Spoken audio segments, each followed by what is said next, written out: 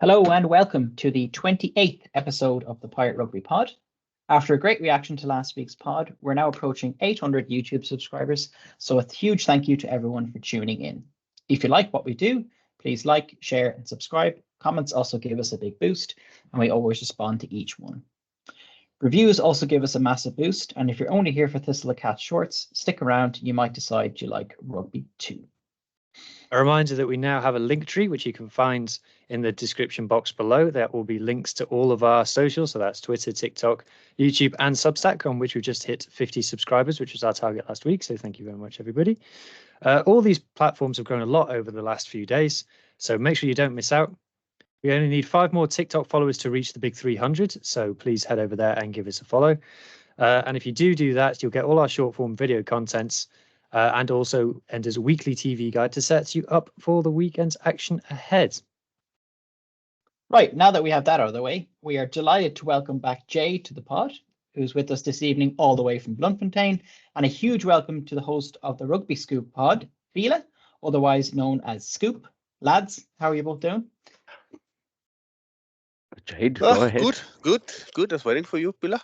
Good, guys. Thanks for being and thanks for inviting us. Yeah, good, man. I just literally got back from the gym. Hence, I was like texting you guys, telling you, hey, man, I'm running 5 minutes late. But yeah, good that I made it on time. And nice to be here. Nice to join you guys as well and be on the receiving end for once.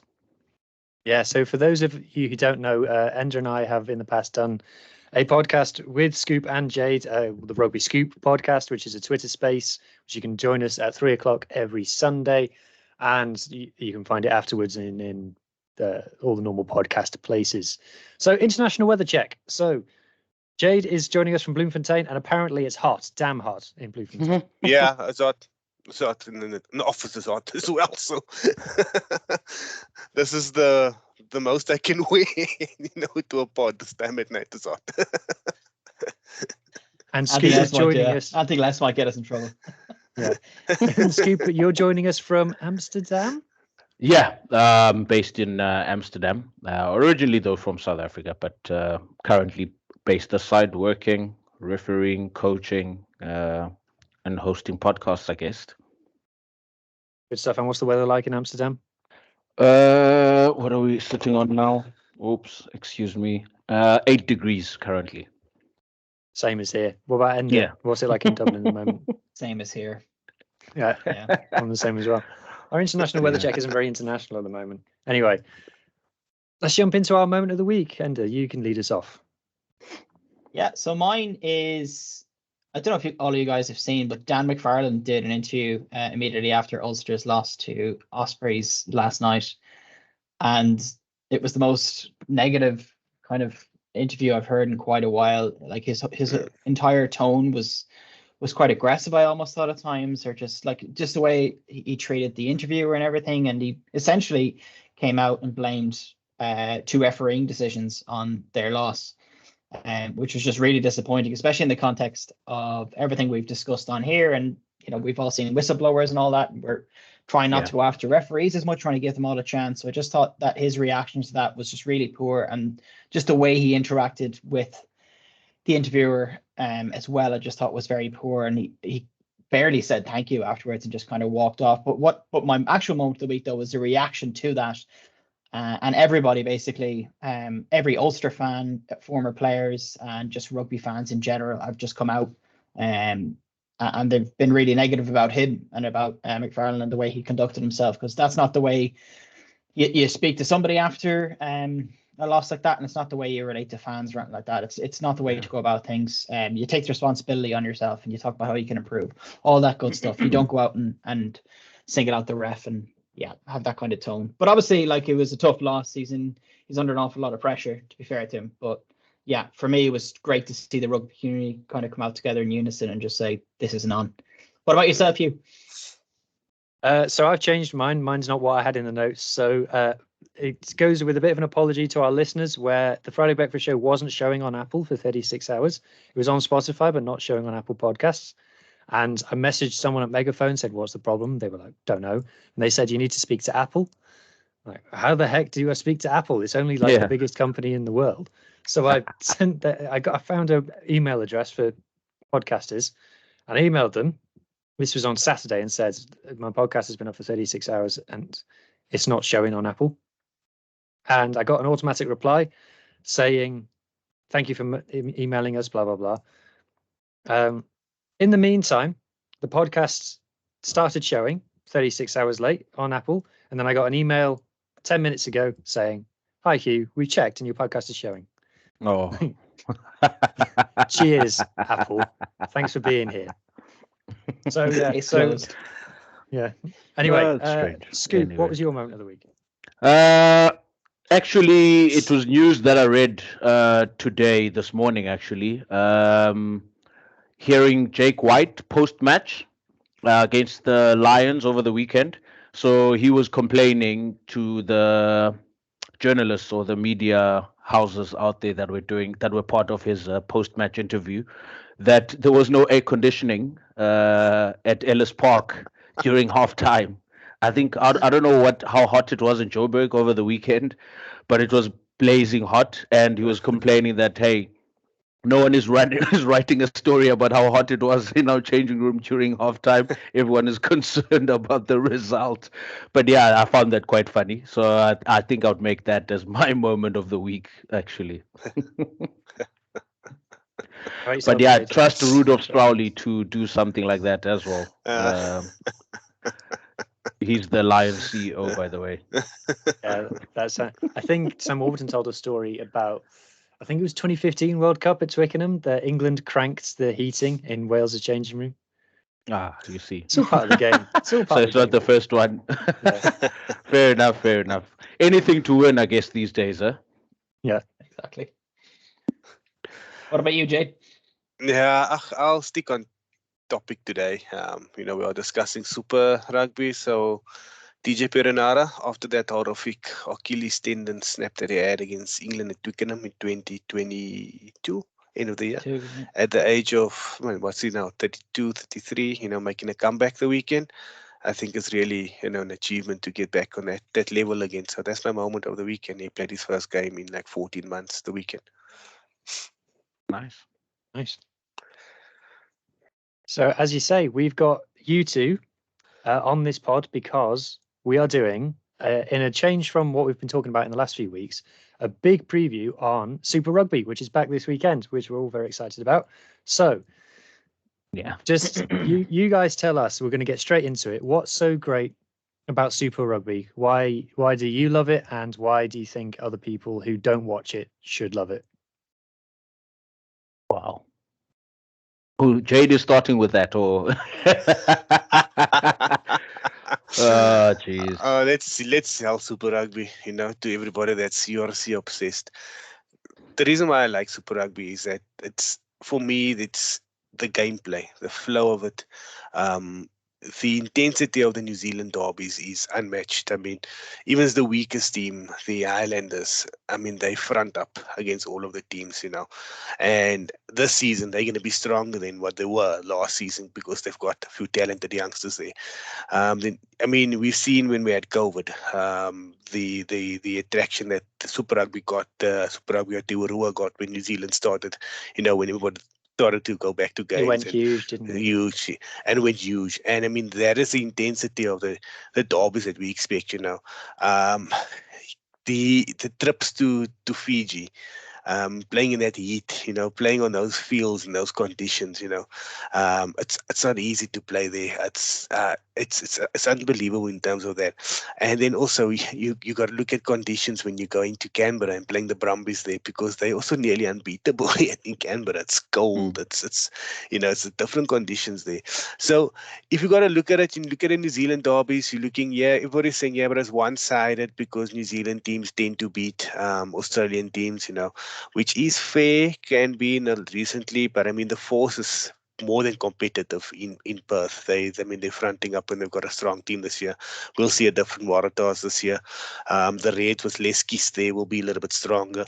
The Rebels, hopefully they can put their woes behind them. But for me, growing up watching Super Rugby, waking up in the morning, South African time, watching New Zealand derbies, watching South African teams against what I grew up and what we're accustomed to, and the way they try to improve the game. The way they try and, promote ball in play. Because remember, Super Rugby's biggest competition, it's not so much URC, it's not so much, top 14, it's the NRL. That is their biggest competition to get bums on seats, in Australia, and not so much in New Zealand, but in Australia. So that's the big competition. So that is in terms of entertainment, that's where they're looking at. They're trying to get the game flowing, keeping ball in play, coming up with new rules and regulations. So, yeah, that's for me Super Rugby. It's entertainment, it's blockbuster, and you do get, your old traditional derbies as well. Yeah, I think you summed it up. I don't have to say anything, clearly. Okay, so No, I'm Scoop, kidding. what do you say to the haters? What do you say to people who are like, "Oh, Super Rugby, the score lines are crazy. It's just defense is optional. Forward passes are allowed." What do you? I think for me, what I've noticed is that the French top 14 has basically taken the template of Super Rugby and tried to implement it in their rugby, in terms of excitement, in terms of running rugby, in terms of innovation, just from a analytic sense of things. But for people that hate, I don't have much to say, to be honest. For me, I think to each their own.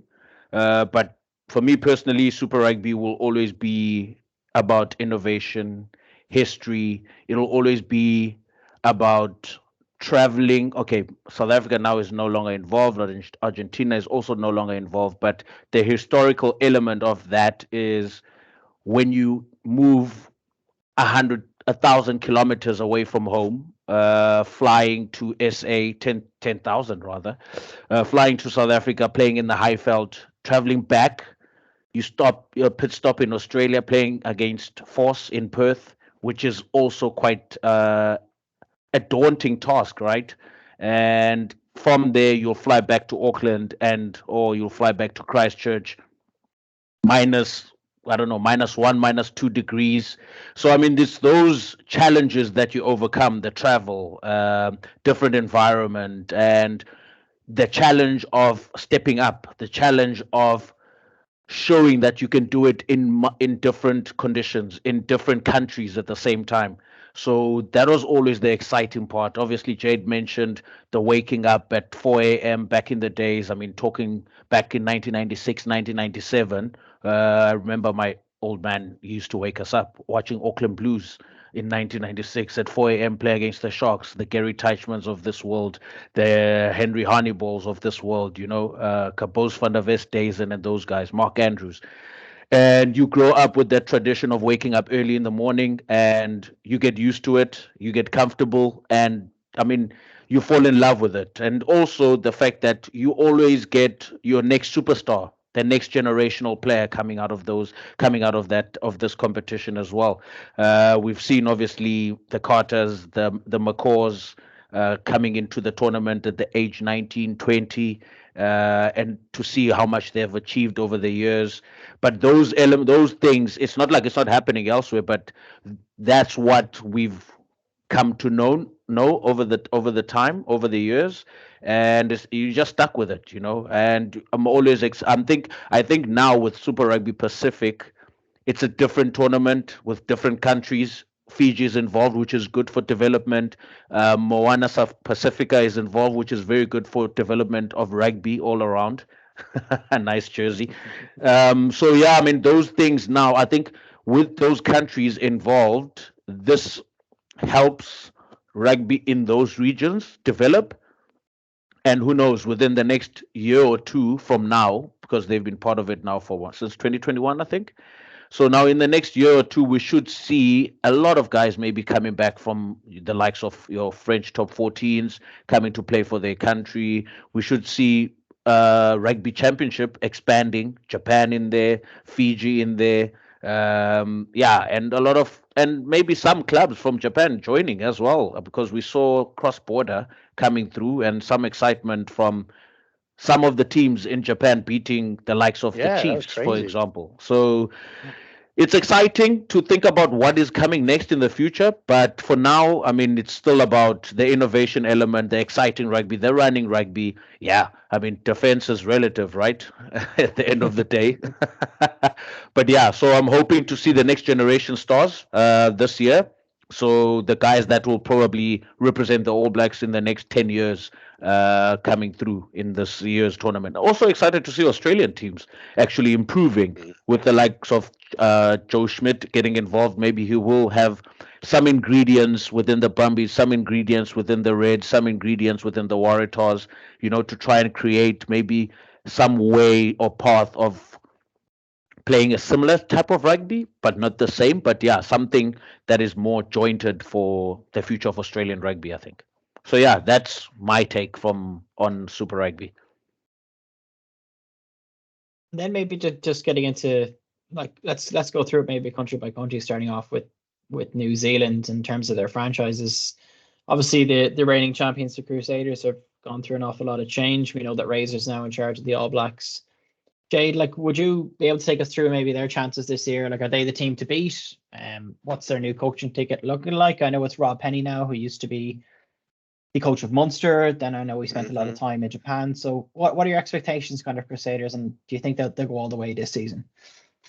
Look, Crusaders, you can never write them off, right? I mean, we just broke the news that before the show that Jordan's out for the whole Super Rugby tournament. So that's a big loss for them because, I mean, I think Lee Halfpenny is also gone for a few pec injury games. And then I think Ethan Blackadder is another one who's only back in April, I think. They lost a load of players to Japan Yeah, and they lost a lot of players to Japan. But if you're looking at the tight five and who they have, I mean, they have the Mighty Williams, they have Fletcher Newell, who are one of the two of the upcoming props in world rugby, and then they have George Bauer, they have Joe Moody, both All Black looseheads, and they have an undercap All Black in Owen Franks over there as well, and that's the props. So how many scrum penalties are you going to get from that game? So what from that back alone, So automatically that gives you a platform. If you're looking at where else they're strong is, okay, they lost Whitelock, but I mean, they have Quentin Strange, they have Scooter Barrett there, Kyle, who's an up-and-coming lock, and then they have Gardner and Gallagher. Both can play lock or flank. I mean, they solid. I mean, we've seen them against Ireland a few years ago. I'm sure you've seen them in their New Zealand Barbarians team. They played there. So they have they have a solid pack, They didn't lose much in the pack. I mean, I think it's only Cody Taylor who's on a sabbatical until April, I think, then he's back, and then Sam Whitelock, obviously, that they lost, but they're getting Cullen Grace back and all of those guys back, so they're strong up front. Their backline is the problem. I mean, losing Richie Mwanga, who arguably many rate as the greatest Super Rugby player of all time, that they picked the way many rate him as that. Then many say that, he's won, 7 on the trot, or was it 5 or 7 but that is 1 on the trot, so they rate him as, in New Zealand, they do rate him as the greatest Super Rugby player of all time. So they're saying that they're losing their driver. But I mean, they have Tehe Kamara, young. He played in the 20s last year. Very good, solid first 5. And then the one to watch out in that team this year too, actually, Noah Otham, number 9.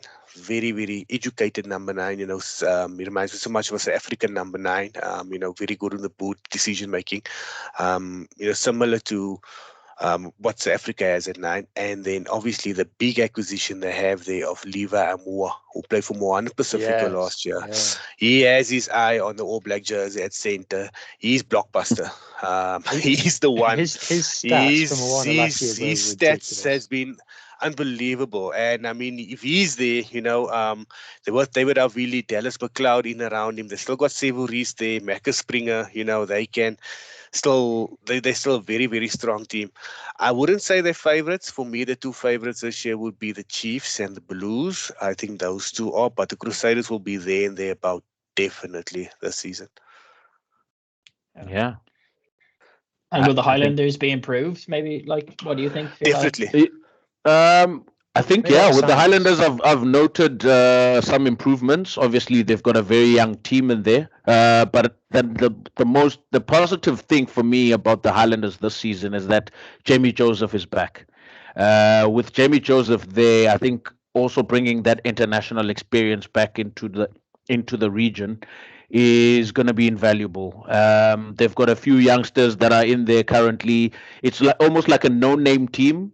And I also listened to Jeff Wilson in the breakdown on Sunday talk about how much that this team won't have any pressure of trying to win the competition, but they will have the freedom of expressing themselves each game they play. And I thought about that because a lot of young teams tend to do that. So we should see Highlanders thereabout, but I'll be very surprised if they make the playoffs. But I think there will be contenders to some degree, especially against the teams outside of New Zealand. With the Derbies, they might struggle with the New Zealand Derbies, but as soon as they start playing maybe some Australian teams, the Reds, Melbourne Rebels, the Force, even though Force will be very difficult to play in Perth. And then, Fiji will be tough away, definitely. Drua. Once they start playing against some of the Aussie sides, Moana, Pasifika, they stand in with a chance. I haven't familiarized myself with a lot of names that are there, besides obviously the halfback Fakatava, but just basically reading and watching some highlights on the current setup. I think they stand in with a good chance with the youngsters that they have in their group. And Yeah, another one of their they have- signings. Sorry, we might be about to say the same thing. So they've signed another former Pacifica guy, Tavatava Nawai. Yeah. So tell us about this guy. Tamuki Tavatavanawa. I just put a tweet about him this morning. He's blockbuster. He's in the Sevivatu, Jauroko Thoko molds, those traditional Fijian wingers, hard runners. He looks for work. He's powerful. I don't know if his aerial game is up there, but he's there. And they get Jonan Nareki back this season. He was out the whole of last season. He's another blockbuster winger that they have on the left wing. So they get two solid wingers back. Two players to watch out in that team is the fly-off Cam Miller. Unfortunately, you didn't get to see him under 20 because there was no World Cup that year. But apparently, a lot of people say that under 20 team New Zealand had with Cam Miller, Gardner, all of those guys in that team was quite a strong team. And Cam Miller was the main player there. And then the lock, Fabian Holland, is another one you should keep an eye on. He's not yet eligible to play for New Zealand. That's what Razor said. So if Razor said he's not yet eligible, so obviously he has his eyes on him. He's in radar, yeah. He's in radar, so he's in his radar, and that's two. And then obviously you have your forwards, your Ethan de Groot, and then your hooker, Taylor, and the other Bell that they have there as well. They have a decent young pack. They can surprise, but I think for Jamie Joseph was just to get an imprint on this team this year, make the playoffs. I think that's their goal, and 1 or 2 derbies. They haven't won a derby in 2 years, I think, if I'm not mistaken. So that's how bad they've been. So let's take the other three then all at once. So whether it's the Hurricanes, the Chiefs, or the Blues, they all feel like they've been the nearly men over the last few years. Like they can look good in the main part of the season, and then it comes to crunch time and the Crusaders just pull away. Scoop, is that fair? And do you see any of them? Yeah, I think. With that, looking at the Hurricanes already, having lost Ardy, that's a big loss. Having lost Ardy's brother as well, who's gone to Moana Pacifica now, Julian Savia. So I think with the Hurricanes, a decade ago, they were pretty solid in terms of experience, in terms of leadership. But obviously, post-COVID or post-2029 or 2019, they really lost a bit of momentum in that sense. Looking at them now, and also they've lost their coach. He's gone into the All Black setup now. Holland, I think, right? Mm-hmm. Yeah. Yeah, that's So Holland. yeah, there's a lot of players that need to step up now. Obviously, TJ Perenara comes back, maybe to create a bit of stability in the leadership element. But there's guys like Duplessis, Karifi who are there. I think now is the time for him to kind of step up as well as an open side flanker. There's the young kid who also played for the under 20s last year as a loose forward. Peter Lakai. Forgot. Lakai, Peter Lakai, and there's a former English loose forward. He played Brad for the Shields. Hurricanes. Brett Shields, yes. Brett Shields is also back, which is good because He's I the think captain. which I think for them is very important because then he brings in that international experience. He brings in a bit of leadership and seniority within the group. But I think they'll be lacking a lot of seniority or senior players. Hence, I'm saying now they need these other guys that I mentioned to kind of step up for them. They've got Brody Barrett, but I mean, who is he with in the back line? I haven't really looked at their squad in terms of who they really have in terms of seniority. But I mean, I'm looking at a player like Ruben Love who needs to really step up this season as a fly off or 15. I don't know which position he'll be in because now there's an open spot for number 10 for the black jersey. And there's a lot of fly offs who need to really put their hand up. If Ruben Love is playing first five, Perofeta, first five, and then the kid at Highlanders, you just mentioned Jade as well at 10. And then maybe in Crusaders, you have Bruce Rehana's kid as well. Fergus Berg is also there. Fergus Berg is Fergus also there. Burke, but Fergus Burke also is 10, 15 as well. So, I mean, New Zealand likes to do this, which is probably annoying as well. They don't really put players into one position. You tend to be thrown around. You can even be at wing sometimes, So wing, first center, second center, 10, 15, until maybe 2 or 3 seasons, then you go into your original position. But yeah, what I want to see in this season is all these 10s from all these other franchises stepping up. All of them putting their hand up and showing Razor what they've got.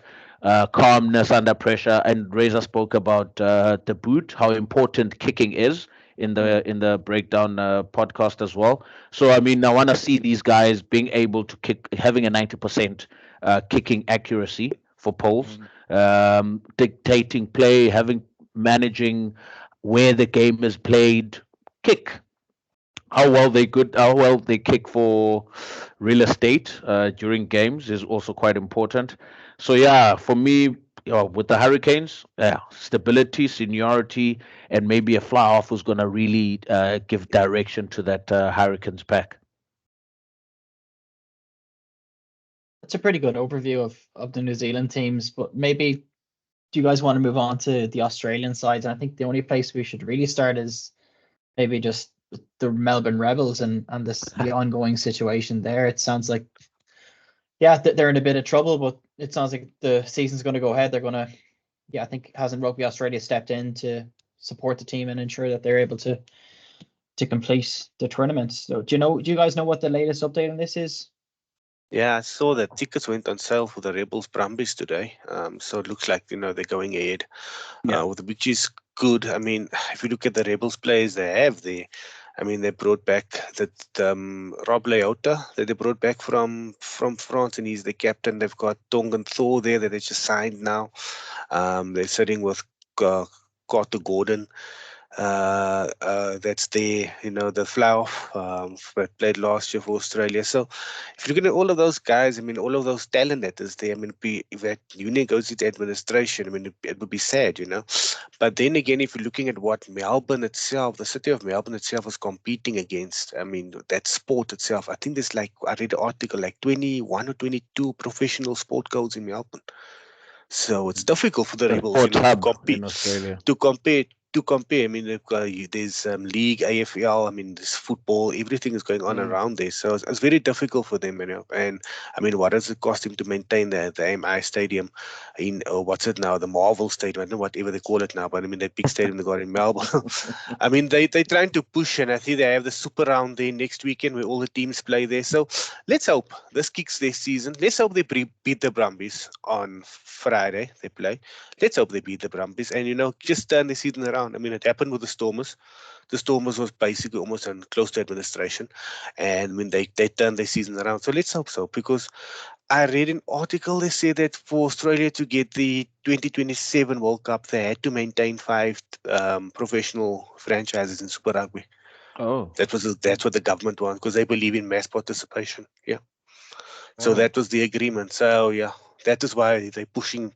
Australian Rugby Union was pushing so hard for the Rebels, basically, because the Force. I mean, the Force got their fan base in Perth. I mean, they get a good support every week. The Brumbies are solid in Canberra. You're never gonna take the Rebels the Reds or the Waratahs away. So yeah, they need to have the 5 franchises to get that 2027 World Cup. That was the agreement made to the government. So, Scoop, you reacted there when Jade said maybe they'll beat the Brumbies. You don't think that's going to happen? No. The Brumbies going to be the strongest Australian team again? They nearly got to the final. Yeah. I mean, Brumbies. I mean, you look at their history, right? Starting off, okay, from my perspective, since I started watching them with the Larkhams and the Gregans in the late 90s, and then Eddie Jones coming in there. Yeah. And Nusafora was there as well during that era. I mean, they've taken over. They took over from the Reds, because Reds were the dominant side earlier in the 90s, with the John Eales and the Kearnseys of this world. But then the Brumbies made themselves that main Australian team. They even had Jake White back in 2012, I think, or 13. Jake White was there, and I think they might have promised Jake White that he could have been the next Wallabies coach if it stayed another season or something like that. But obviously there was disputes there, backroom stuff. With the Brumbies, I mean, I'm always confident the Brumbies will always be in the playoffs, and being the only Australian team in the playoffs every season. The Waratahs are second best Australian team for me. And then it's a battle. It's a battle of the pigs in the mud with the Reds, with the Force, and the Rebels. Because the Rebels, I mean, the Reds in particular, it felt like they were getting absolutely smashed last season. Yeah, I mean, they started off well actually under Thorn, and then they kind of lost it. And then you had the O'Connors that were injury prone throughout the season, so they kind of lacked a bit of leadership in that sense as well. Who's this kid who plays 8th man as well for the Australian team? What's his name? Wilson. Yeah, Harry Wilson as well. You know, he's also on and off, because I think had they literally had a team that was injury free, okay, not injury free, which is kind of impossible, but if they had a team that was like constantly coming out week in, week out, there could have been a bit of stability. But with a lot of injuries that come in, I mean, it was tough for Ruben Thorne to literally, I mean, get continuity within that team, you know. But obviously, let's see what the new coach can do now with the Reds. I don't know where O'Connor is. Is he still around for this season? If he's back, I think so. Yeah, they need him at 10. I mean, a lot of teams in Super Rugby, for me personally, with a lot of old heads having left or retired, now there's a new generation coming through. Now is a lot of 10s that need to come in, halfbacks as well, involved in that group. So there's a lot of 10s that can put their hand ups. There's a lot of 9s that need to put their hand up as well, be it New Zealand, be it in Australia as well. So, I mean, yeah, Australian teams. I mean, what the Brumbies had Noah, right? But Noah went to France for a bit. Leo Seal, yes, yeah, and then he came back. Is he back now to Brumbies for this season? He's back. Okay, so he's also a youngster who was also dropped by Eddie Jones. Hopefully he's past that and now wants to focus on basically going back into the Brumbies after this Super Rugby season. So yeah, there's a lot of that going on currently when I look at the overall perspective of Super Rugby. But in an Australian case, they need a good 10. And obviously the Rebels boy is there, but he also needs to have another good season this year as well. So he needs to show some momentum, show some growth, show some maturity as well. Yeah, so for me, from an Australian perspective, if I can see the Brumbies, Waratahs, maybe Reds or Force perform well, that will bode well for for Joe Schmidt selecting his next Wallaby squad as well, and also it'll strengthen the competition in terms of competitiveness. When teams travel to Australia, they must know that they need to really show up, because I mean, yeah, people think it's too easy for New Zealand teams, but I think it's quite difficult. Those first 20 or that first half an hour is really tough until obviously they break through after 30 minutes or 40 minutes or even 60 minutes. Maybe sometimes the scoreline is not a very good true reflection of what transpired on the park. Yeah, the number of times I've seen a New Zealand team play an Australian team, and the Australian teams would maybe winning at half time, and then it's almost like the New Zealanders go, okay, we're going to start trying now, and then it's like 30, 40 points. It's turnover ball. Turnover ball. If you look at where the tries come from, it's a lot of unforced errors that they make, and New Zealand teams punish them. All the years they punish them from there, and there's 2 quick trials they'll score, and then the game's a blowout. So that's the problem. But you want to add something to what Scoop said. They mentioned that 9s and 10s. I can give you a few guys to watch out for this year as we're wrapping up Australia. At the force, they have Nick White there now and Ben Donaldson that they brought in from the Waratahs, and they've also got Atu Moli. I don't know if you remember him, but he was the guy that they replaced. He made the New Zealand 2015 World Cup squad ahead of Owen Franks, and they got him in there now, and they've got a few journeymen from New Zealand over there. So it's actually the force. Watch out for them. I think they can challenge the Tars for the second spot in Australia. I think the Brumbies will in one. But at the Reds and at the Waratahs, there's actually 2 familiar names that's there. We have Michael Linus' youngest son. He plays fly off for the Reds. Watch out for him. He's actually talent. And then we have David Wilson, who was a former Australian and Brumbies captain as well, flanker. His son, Harry Wilson, plays 9 for the Waratahs, also a talent. And then obviously have a look out for the junior Tuipulotu, the younger brother of Tuipulotu that plays for Scotland. He's in the Waratahs setup as well. So you have a look out for those names, So there's a few names I'm giving you there. And then obviously, if you're looking at the Rebels, a big one that's back there as well is Matt Proctor, a former All Black. He's back at centre at the Rebels. So a big name signing the Rebels, man. I can't understand, with all the administration problems that they have. So there's a few names there in Australia to watch out for. And remember, Australia didn't have a bad under-20 squad last year. They weren't that bad. They weren't bad, I mean, look at the conditions they played in. They beat Wales heavy underfoot. They beat Wales in the playoff. They beat New Zealand as well. So heavy underfoot conditions. And so I'm really thinking, that you might see a few younger faces in this Australian team this year, in this Australian squads this year that, we might become household names in the future. Yeah, Proctor is the other guy who was at Hurricanes. Yeah, at Hurricanes. Yes, his brother's still there. Oh, okay, fair enough. And maybe just to wrap up on the Australian teams, like, can an Australian team go the whole way this season? Or do you guys maybe expect the Brumbies to make the playoffs again, but not make it to the final or to win it? What do you think, Jade? Only way they can win it is by somehow you don't have a runaway New Zealand team like you normally had with the Crusaders or the Chiefs, and the log is compact, and then you get the Brumbies that wins in top of the log because they wins all the Australian derbies, and they win their games at home, so they're in on top, and then they get a home semi, home quarter, home final. That's the only way they can win it, If a New Zealand teams really like the Blues and the Chiefs and the Crusaders and the Canes start to knock off each other and take a lot of points from each other, no runaway, leaders of the log. I think so. That's the only way they can. And then I don't want to say this, but if Nick Berry also, if he officiates a few Australian games as well, there's a lot of 50-50s that tend to go his way as well. Sorry for saying that, but I mean it's also there with Australia. But yeah, so that's also one that can go that way. But I'm thinking Brumbies needs to in on top to win this. Okay. Cool. Right. Let's talk about the exciting teams of the league, the relatively new ones, and that team that we kind of made our name here on the Pirate Rugby talking about, Fijian Drua. They feel like they're going from strength to strength. It's one of the most exciting developments, I think, in world rugby in the last, maybe this century, the implementation of this professional Fijian side playing in Super Rugby. Yeah. Scoop, how good can the Drua be this season? Do you expect to see them improve at the same rate they did last season? Well, they've kept a majority of the team from last season, and majority of those players also played in the World Cup last year, which is a good thing. Bringing back now that experience, for me, Drua will be difficult at home for any team, be it Australian, be it New Zealand. I mean, you saw what they did.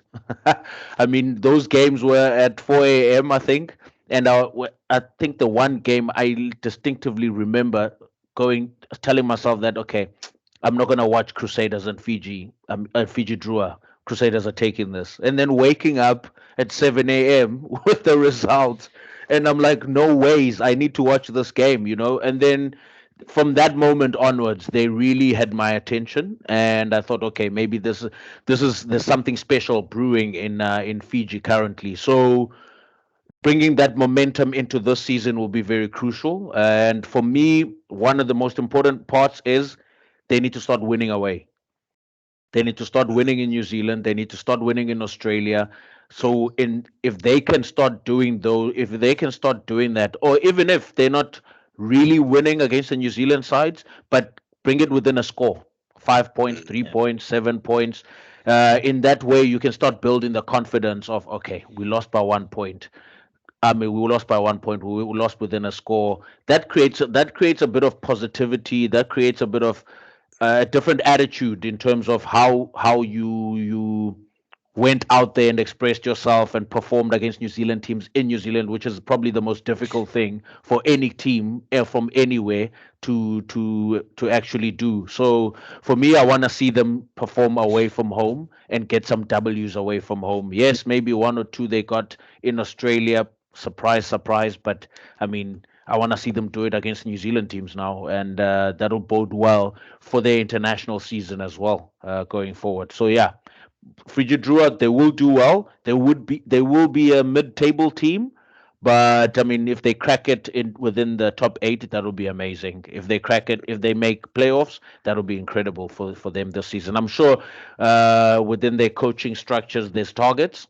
And looking at the setup or looking at their fixtures, they've probably targeted one or two teams from New Zealand and one or two teams from Australia to actually, and then basically put a target on for themselves at home to probably try not to lose any games at home. So if they do that, then yeah, maybe they tick a lot of boxes, and it probably helps them. And yeah, in terms of this year's competition.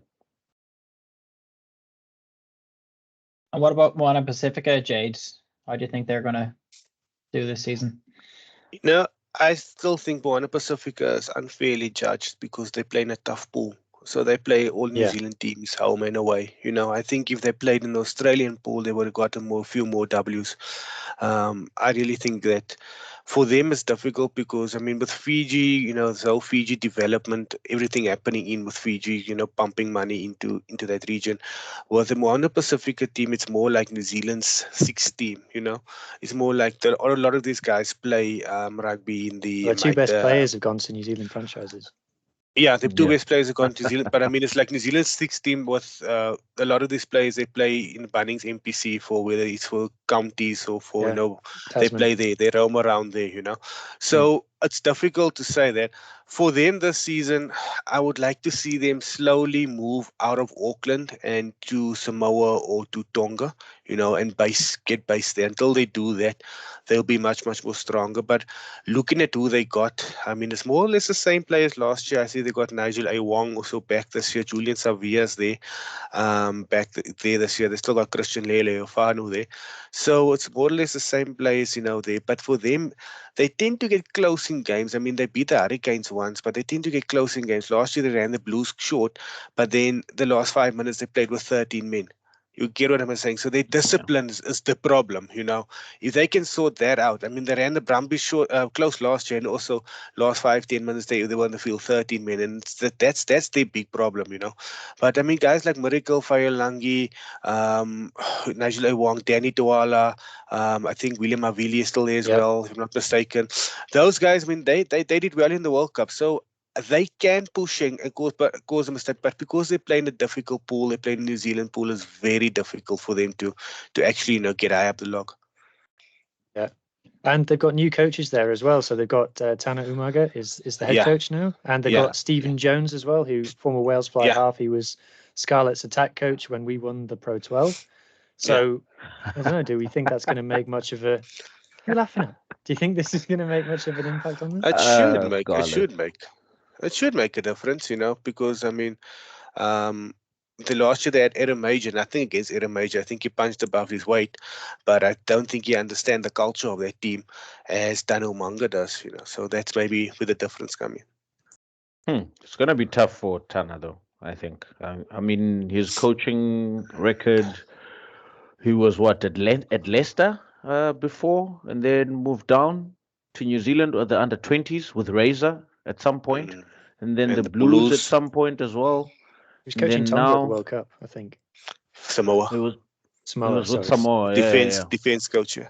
Okay. Yeah. Then I think he's probably familiar now, since he was with Samoa, so he should be familiar with the players. Because I mean, thinking about this whole player coaching situation, listening to what John Plumtree said in his post-match against the Stormers this weekend, that he was not used to the players, or he hasn't been used to the players. He didn't know the players, or he doesn't know the players, and how important that is for him this season, right? So Tana probably in the same boat now, starting off with a new club. So it's about understanding the players for any coach and understanding what those players can do for you as well.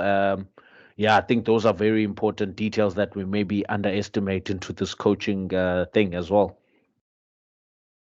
Cool. So before we go on and talk about how people at home can watch Super Rugby up in the Northern Hemisphere this year, let's do our table predictions. So we're not going to predict a full table. I'm going to share my screen, guys, so shout when you can see it. So we're not going to predict a full table, but we're going to group the teams in the tier list. So let's get straight on with it. They're not in any particular order, so let's go Blues first. So the categories are title contenders, playoffs, battling for 8th, falling short, or just making up the numbers. That might be a bit of a harsh one. I might rename that one. But let's go title Blues contenders first. What do we reckon then? Where are they? Title contenders. Yeah, definitely. They're going to win it this year. That's my team. Title contenders. You agree, Scoop? Yeah, I think, Vern Cotter is a guy that's been around. He's done it before. He's coached internationally, and I think he's bringing in a different culture into this team. They've had young coaches. Not to say what's his name on the breakdown is a young coach, but they've had young coaches in the past. But now I think Vern Cotter, with the experience that he brings in and the seniority that he brings in, kind of reminds me of Ted as well, when Ted was at the Blues. So I think Vern Cotter will bring in something special within this Blues team. Yeah. Cool. And the Crusaders then, title contenders as well? Yeah. Have to be? Yeah, have always. To be. Been there, done that, always. Hurricanes. We're doing all the New Zealand teams first. Hurricanes. Battling for 8th for me. Nah, playoffs, Scoop. Playoffs. I think they'll make the playoffs. So put it in the middle there. It doesn't work. I'm kidding. I think playoffs. Okay, let's change it up. Let's go to, I think this is Waratahs, this one. Playoffs. Battling for 8th. Playoffs. Yeah. Because they play a lot of Australian derbies. I think playoffs, Yeah, playoffs. Definitely. Yeah, playoffs, yeah. Okay, let's go to the Rebels, the team of the moment.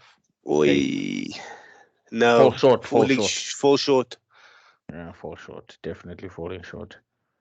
Okay, let's go They'll back. start off well, but they'll fall short. Let's go for the Drua next. I think falling short as well for Drua.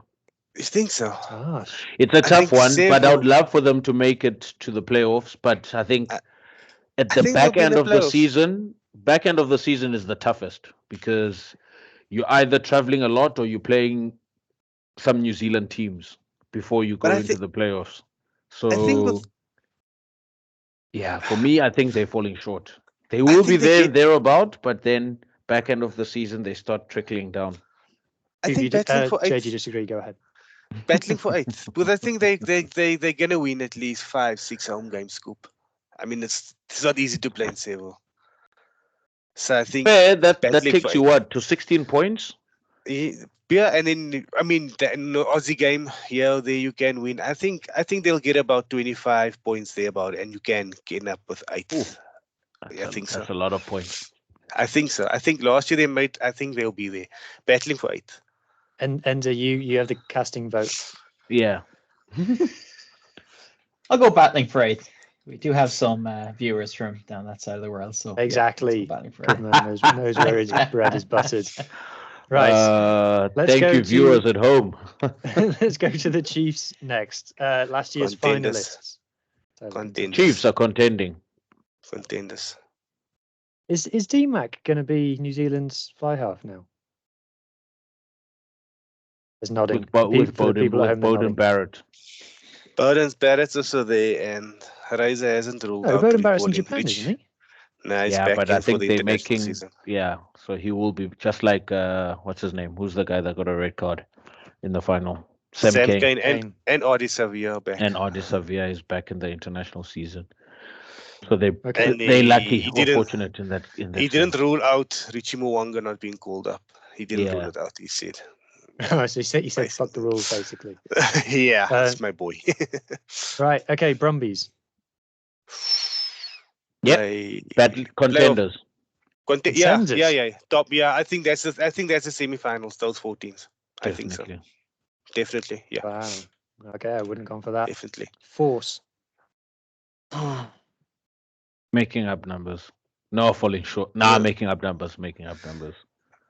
No, you think so? I think the Reds is making up numbers, Scoop. I think it's 4. Actually, all those teams right there are making up numbers. Even the Highlanders. You think so? Nah. Those can't 4 be. teams No. are making up I numbers. think the forces. I think the force falls short, or they make it into the top 8. I think they're there. Yeah, force is better than the Rebels at least. Don't worry, we'll have you guys both on at the end of the season.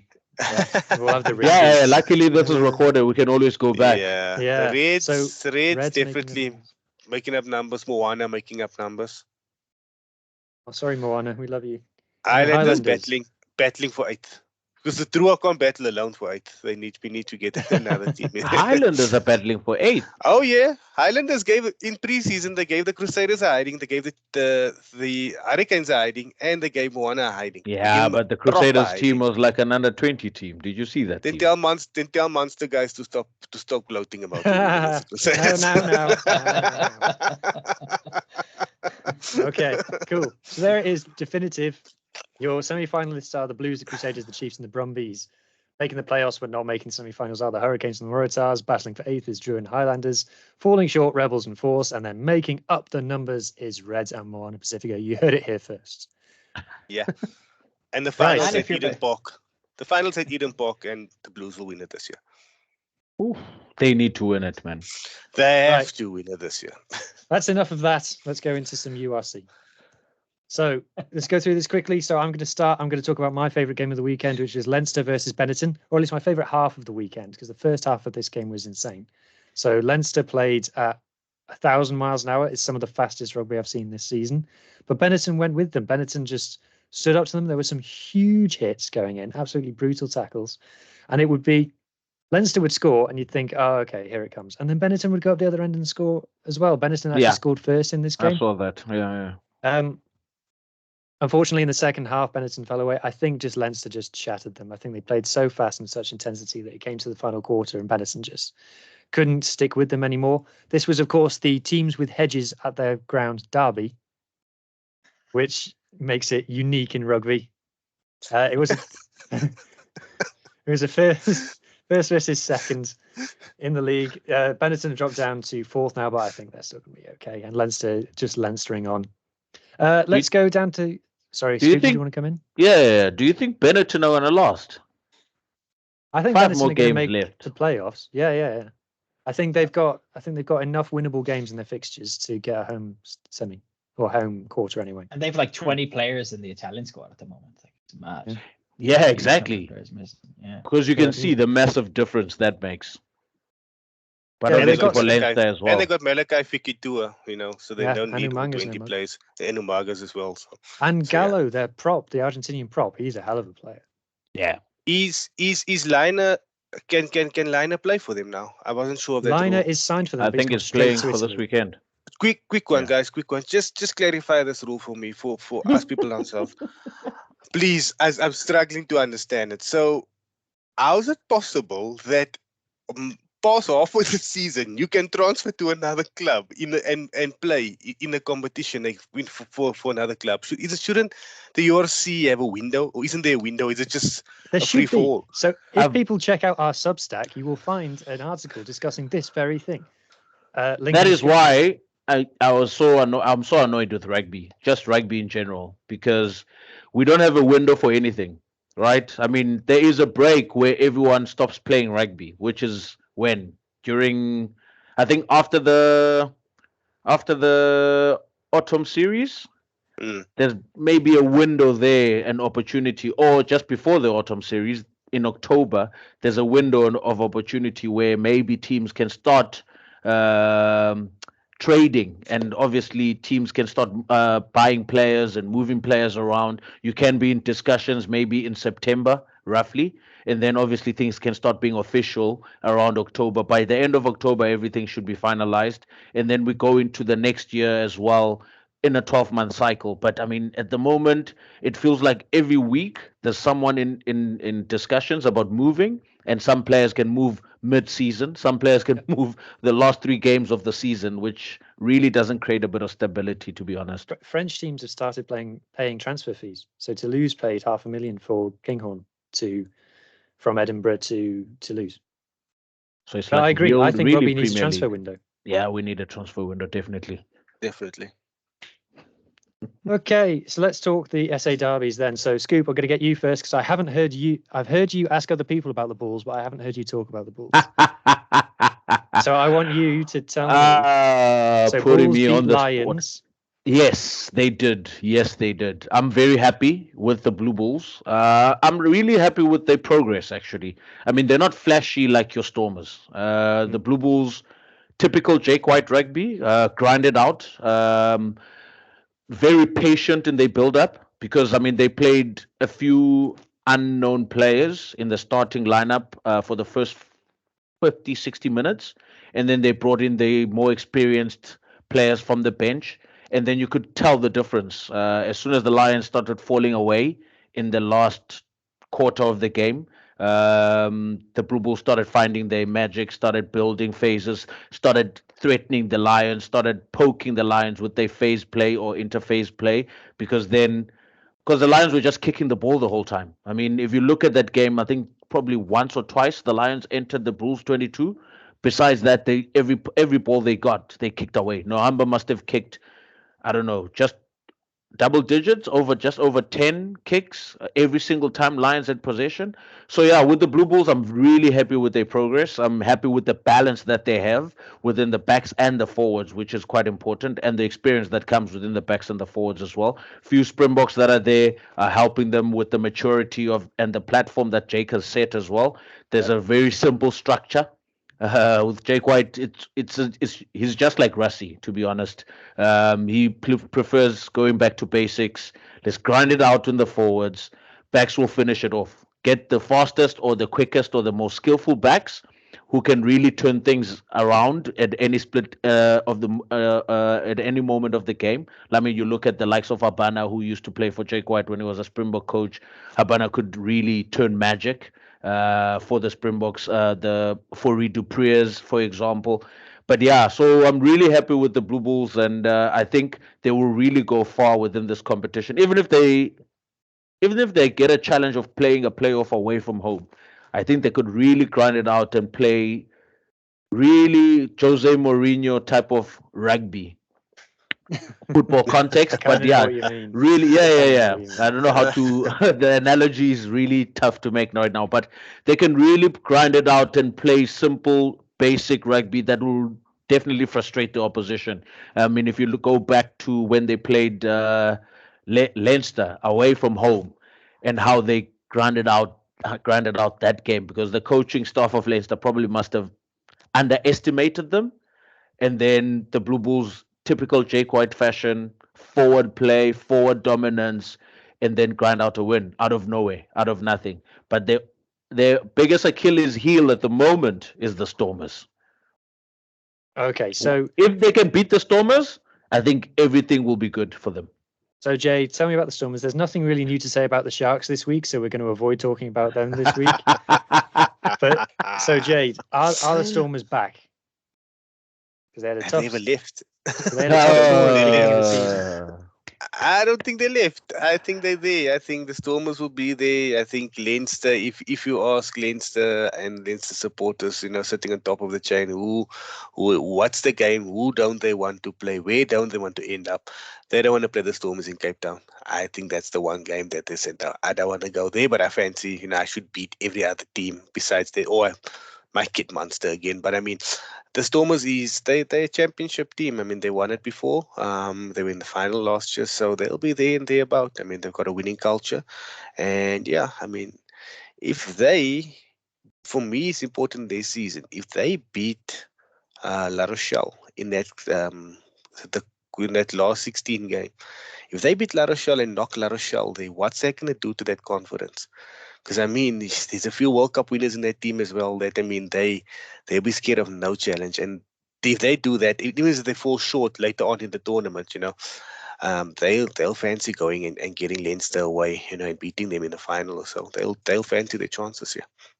Yeah, one thing I like about the Stormers now, also the makeup of the squad from this past weekend as well. I mean, a lot of new talent coming through, players I've never even heard of coming through. I was like, whoa, what is happening here? But the mere fact that they can just slot in and still perform and still grind out a win in Durban, in the humidity, in front of 31,000 people. I mean, you would think the Sharks would have performed very well, because I think now they're starting to make a few changes within their structures as well.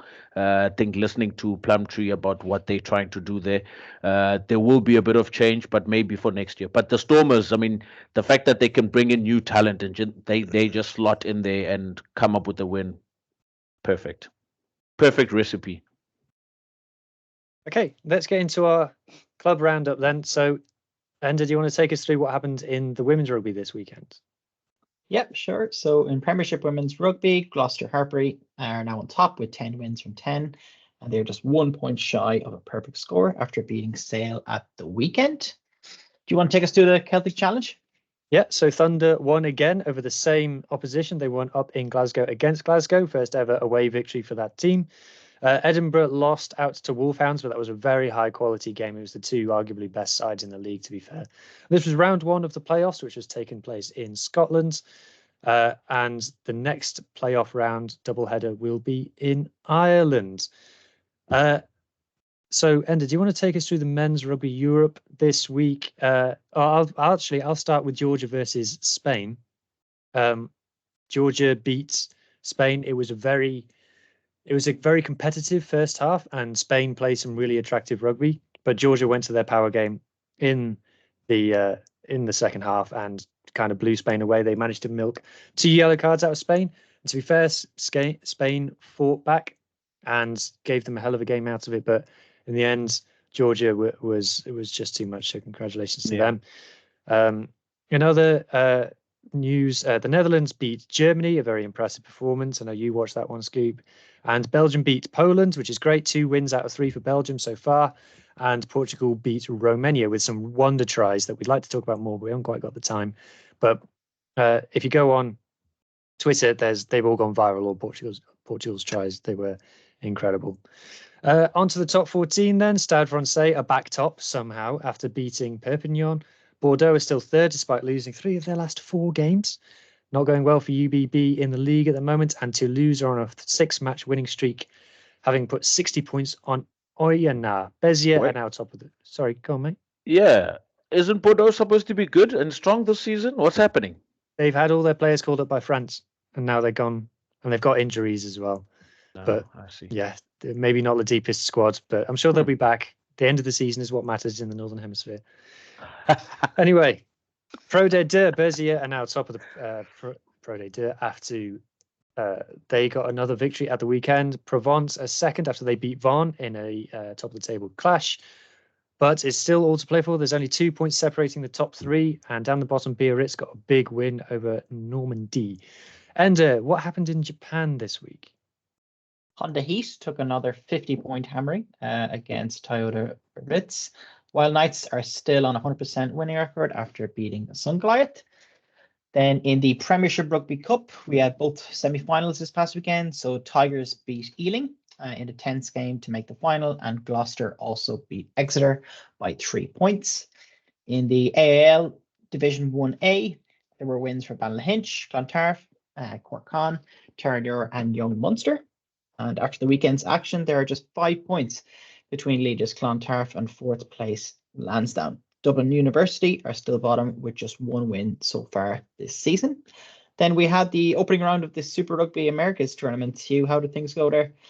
Yeah, so we're going to try and follow that while it's on. It's not the easiest competition for us to follow in the UK, but we're going to do our best.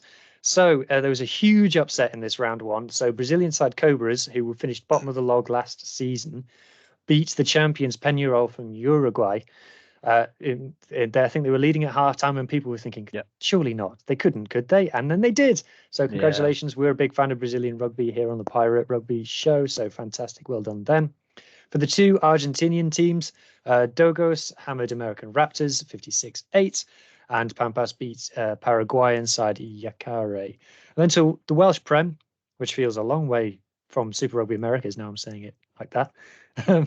Llandudno roll on, another huge win for them at bottom side. Neath, Carmarthen Quins had multiple senior Scarlets in their team, but fell to lowly Swansea, so a disappointing result there.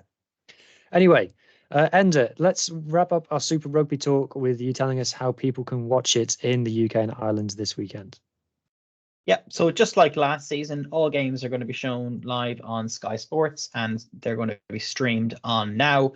Last season, they showed almost every single game, so I expect them to do the same this season. Like with the opening fixtures coming up this weekend, every game is live. So that's how you can catch those. We will run through the full TV guide for the weekend on Friday, but unfortunately, we're out of time tonight, guys. But I just wanted to finish the show by saying a massive thank you to both Jade and Fila for coming on. Hope you guys enjoyed it, and we really appreciate it. Yeah, and plug your new show. Jeez, it's not a show. It's not a show. It's not a show. So what we'll be doing every Thursday is basically starting up conversations on Twitter. Basically, anyone can join. We'll be basically talking about all things Super Rugby, everything Super Rugby predictions, what we think, probably who the next big star is going to be. All these other conversations, just maybe a nice Twitter thread, and see how far we can get with that. But yeah, at the moment, no, not a show. But if things go well, maybe we might create one. But there's too many podcasts around, to be honest. So we'll just probably have a slot on Sunday to see if we can, to discuss those Super Rugby results. Looking forward to it. Yeah. Okay. Cool. Thank you, everybody, for listening. A jam-packed show. Thank you so much to our guests again. Enda, any final words? No, just again, thanks to the lads, and looking forward to the next one. Cheers, everyone. Cheers. Thanks, guys. Thank you, guys. Cheers, guys. Cheers. Have a good evening. Bye.